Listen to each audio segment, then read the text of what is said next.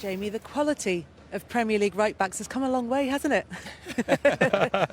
Yes, he was a completely different full-back to me, and he actually said there was 4 or 5 world-class right-backs going for the England squad, probably included himself in that, and rightly so.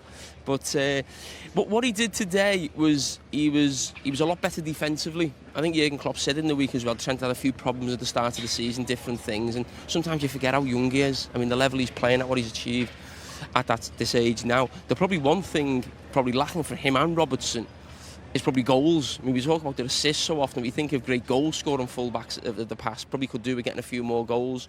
Maybe just take them up even higher, if you like. But today, I thought he coped well with McNeil on that far side. A lot of long balls, covering round. So that's something that's been aimed at him, and he come through with flying colours today. And I don't.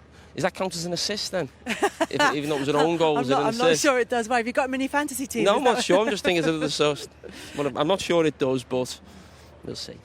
You're right to point out the fact that he was up against Dwight McNeil, who's a player that there are big hopes for here at Burnley. How well do you think he coped with him? Because there's so much, as Jamie was saying, so much emphasis placed on Trent Alexander-Arnold's attacking qualities. Defensively, how do you think he performed? Well, for starters, Dwight isn't a natural left winger. He plays central midfield, and obviously he's a young lad coming through. You put him there, but today is a different role for Trent, because Burnley play 2 up front, so you've got 2 defenders being occupied by both strikers, so he's got to be the cover round, because if there's a flick on or anything else, he can't play too wide or too far ahead. So in terms of what Jamie said, the long balls that Burnley played, he dealt with it really, really well, and there's energy to get up and down all game. I think before coming into this game, no one had more crosses on him in the Premier League this season, and the way he went today, he just carried on with that, and his energy getting up and down is phenomenal. As far as Liverpool are concerned, yes, it's 4 wins in a row, but as Patrick pointed out to Trent Alexander-Arnold there, I thought... No one on it, is he? I thought it was going to make me turn nasty when they brought that one. Because he was talking to Trent Alexander-Arnold about the fact that this was a very different test, that they had been practicing on those long balls. But he also pointed out that this carries on from last season. That's 13 wins in a row now. The great Liverpool teams of the past didn't manage that. Yeah, it's a brilliant record. Jurgen Klopp said he wasn't aware of it until he was told about it a couple of weeks ago when they were on this run. I'm not sure I quite believe him, but I mean, listen, it just shows that we are watching a special football team. And I think in Liverpool and Man City, we know we have the 2 best teams in the Premier League. They're the 2 best teams in Europe, I think. I don't think there's any doubt about that now. We think of the Spanish giants, Bayern Munich, Liverpool beat them last season as well. Maybe Paris Saint-Germain have just dropped off slightly, but I think we have the 2 best teams in Europe, and I think the rest of the Premier League are feeling the full force of that, and that's where you see that record there. I mean, City's probably on I don't know what it is, but it's pretty similar run they've also been on to win the league. And in some ways, maybe Liverpool, people who don't support Liverpool may not agree with what I'm going to say now, but sometimes Liverpool are that good a side over the next sort of what they did last year, what they're going to do probably this year, in the next 2 or 3 years under Klopp, they probably deserve a title. The problem is the other best team in Europe are in the same league. That's the problem for them. That's what could stop them. And I think that would be unfortunate, really, for Jurgen Klopp and this team, because it is that good a side.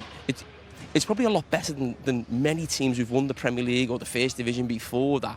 And the only problem is, as I said, you've got, probably the greatest manager in the world this moment, Pep Guardiola, and probably the greatest team in the world also, who were trying to stop them. Let's ask somebody then who very much isn't a Liverpool supporter. Do you think that kind of consistency, that sort of winning run, that level of performance is deserving of a league title? Well, you're right. I grew up an Everton fan, but last year I wanted Liverpool to win the league. I enjoy watching them play. You'll not be back at Goodison anytime soon, will you? It's a pleasure to watch them play. The front 3, how they attack, the attacking full-backs, Van Dijk at the back. What Fabinho does in front of the back 2 as well, especially when you're playing against 2 strikers. He knows when to clear up in front of, and when to put the tackle in, when to pass it short, and when to clear the lines. And today he was excellent for Liverpool today. He stopped Burnley in the tracks many a time. He is one of the players that we don't talk about. Obviously the emphasis is often the full-backs, or it's about Virgil van Dijk, or it's about who's going to be playing alongside him, or it's about the front 3. But the players in midfield, because they're not as flamboyant, don't get the headlines.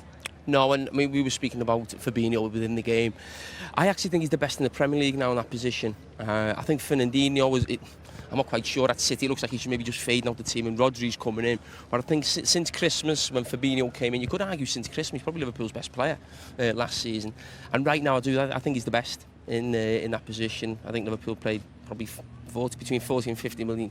It was a few quid. He had a difficult start, but that's where Liverpool have improved this season. Because you think at the start of last season, how well they were playing, they didn't have Fabinho. So I'm not saying it's like signing a new player, but starting the season with him now for the full season rather than probably half the season which he's had. And the only one that's sort of letting them down at the moment is Keita. There's so much expected of him. You want him to get fit and sort of show what he can really do, and then maybe that midfield can be a little bit more of a match for City. Because I think that's the one area that Liverpool fall down compared to City. I don't think there's much in the back four. You probably maybe just take Liverpool's because of Van Dijk. The front three, it's a toss of a coin, but there's no doubt City have the edge in midfield.